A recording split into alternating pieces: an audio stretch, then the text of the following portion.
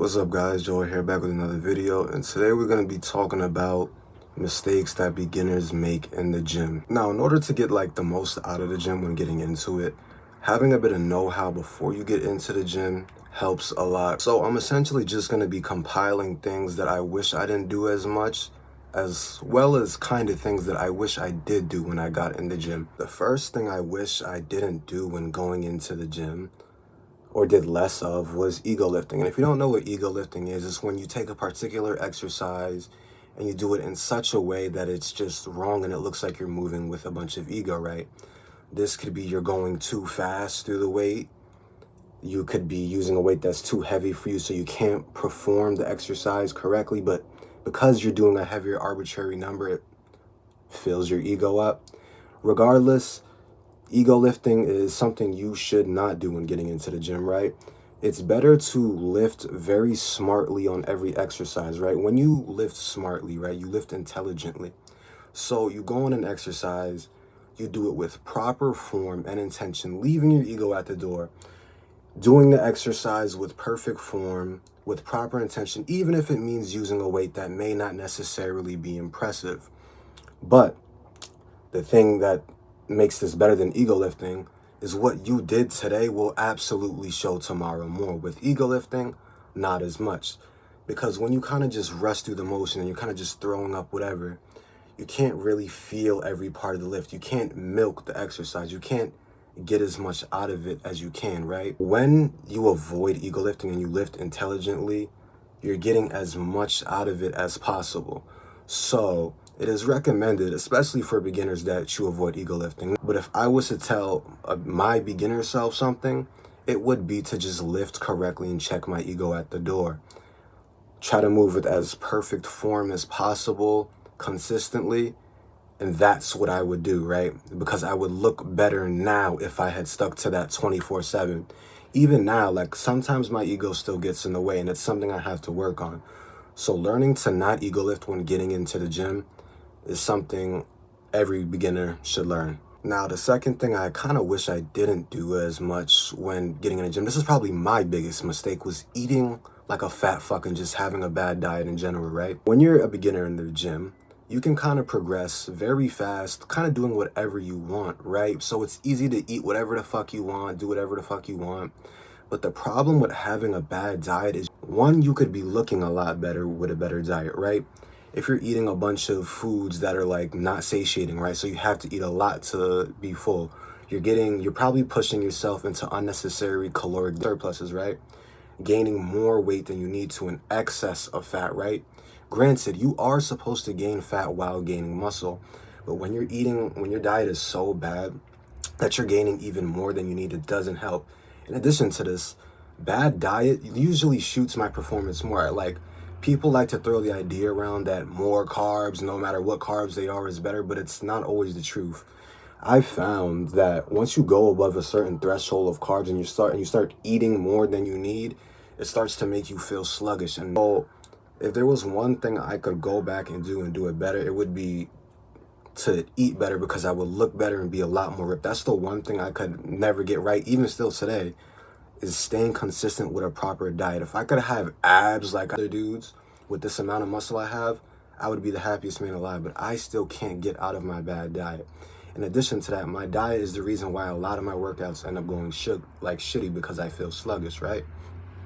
So making sure your diet is good is something that might even double your progress. The way your body feels and functions when you have a proper diet, the difference is night and day compared to a bad diet. In addition to not just the foods you consume, it's what you drink. When I was drinking a lot of water, right, like a gallon a day, and this was something I only was able to pull off for a week, my workouts were amazing.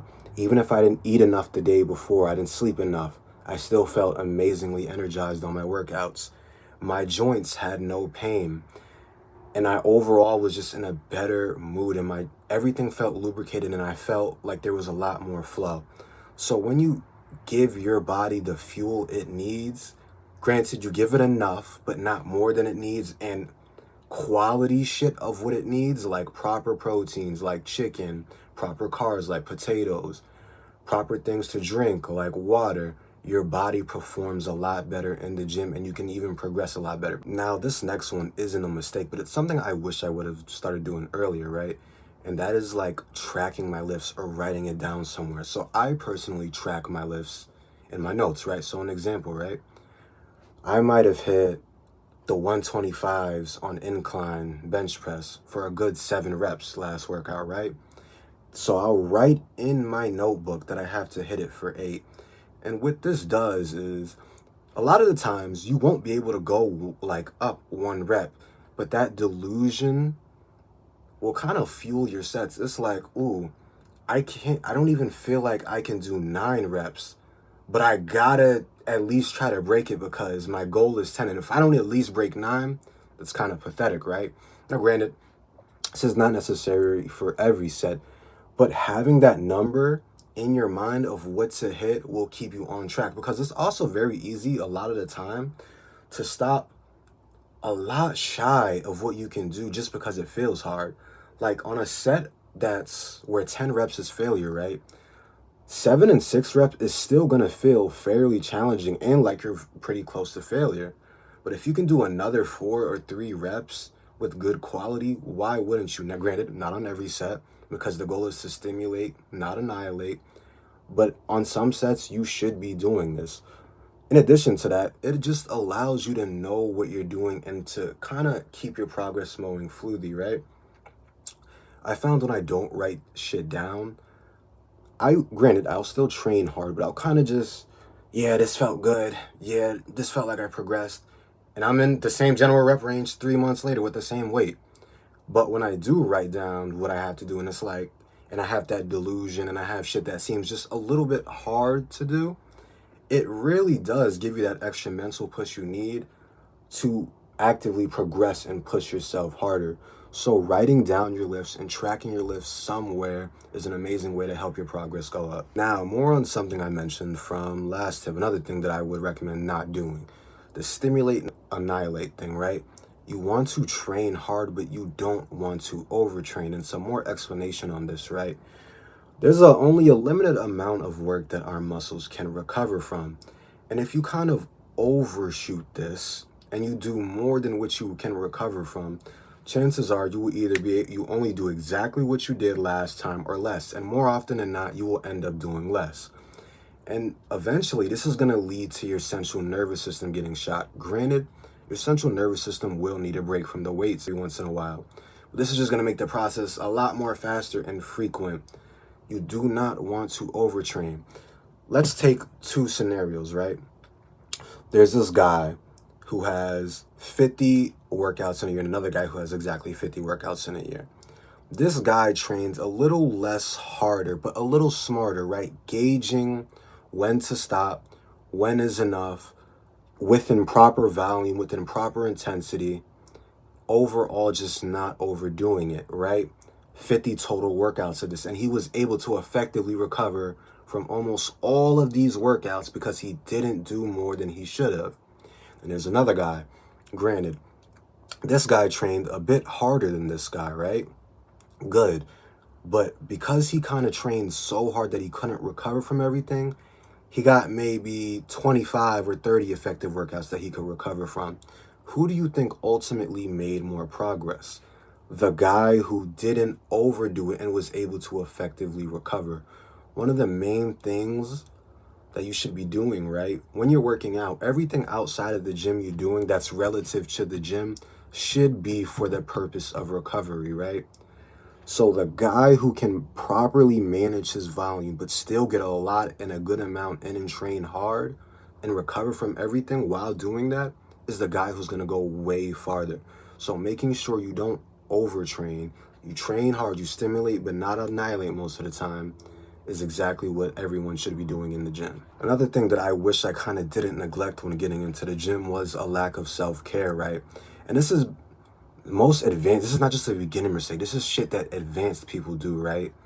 They don't take the time to care for their muscles. They mostly care for, okay, is self-care benefiting hypertrophy? No, then it's not optimal.